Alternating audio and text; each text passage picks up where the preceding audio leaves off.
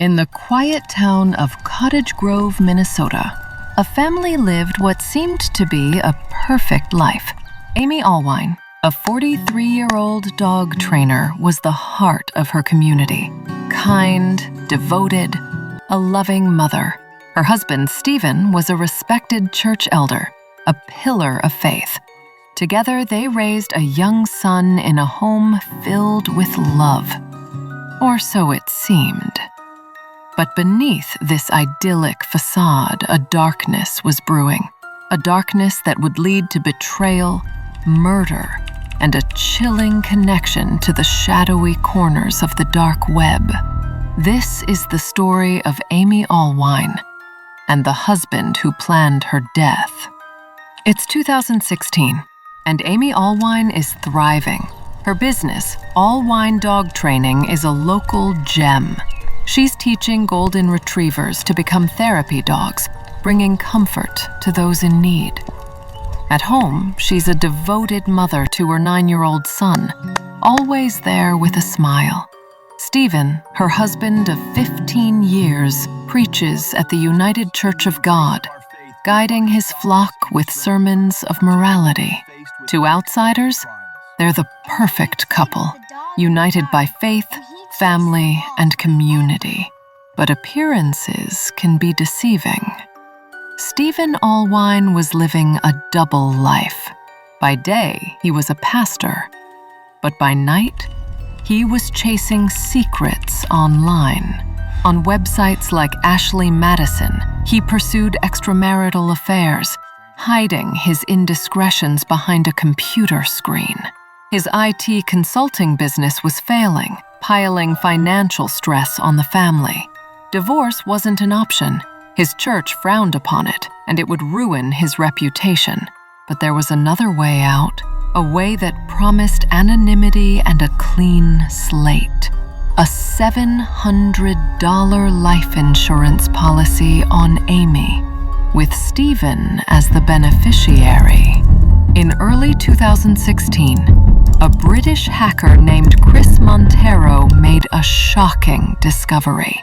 He'd infiltrated Besa Mafia, a dark website claiming to offer hitmen for hire, supposedly linked to Albanian organized crime. When Besa Mafia failed to deliver, no real hitmen, just a scam, Stephen took matters into his own hands. On November 13th, 2016, he saw his chance. With their son at a church event, Stephen laced Amy's food or drink with scopolamine, a dangerous drug known as devil's breath. It knocked her out, leaving her defenseless. In their bedroom, he positioned his 9mm handgun near her ear and pulled the trigger. To cover his tracks, he staged the scene as a suicide, placing the gun in Amy's left hand, though she was right-handed, and scattering pills around. A forged suicide note hinted at depression, but it wasn't enough to fool the police. When Stephen called 911, claiming he'd found Amy after picking up dinner from Culver's, the police were skeptical. The bullet's angle was wrong. There was no gunshot residue on Amy's hands, and the timeline didn't add up. She'd died before 3:15 p.m. when Stephen was home.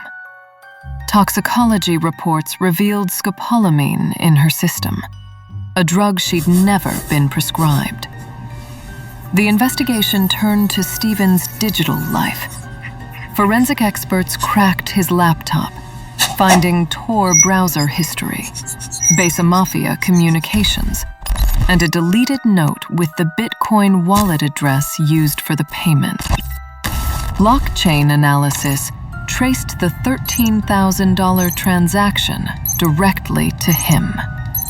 Searches like how to make scopolamine and staging a suicide sealed his fate. In January 2018, Stephen faced trial for first-degree premeditated murder. Prosecutor Fred Fink called it a calculated plan driven by greed and betrayal. Copy that. The defense claimed an unknown intruder. But the digital evidence was overwhelming. After just hours of deliberation, the jury found Stephen guilty on January 31st. On February 2nd, Judge Mary Hannon sentenced him to life without parole. Amy's family wept, sharing their grief. We can summon no words to describe life without Amy. We loved her and miss her tremendously. From prison, Stephen insists he's innocent, claiming he was framed. But in 2021, the Minnesota Supreme Court upheld his conviction. As of 2025, he remains behind bars in Rush City.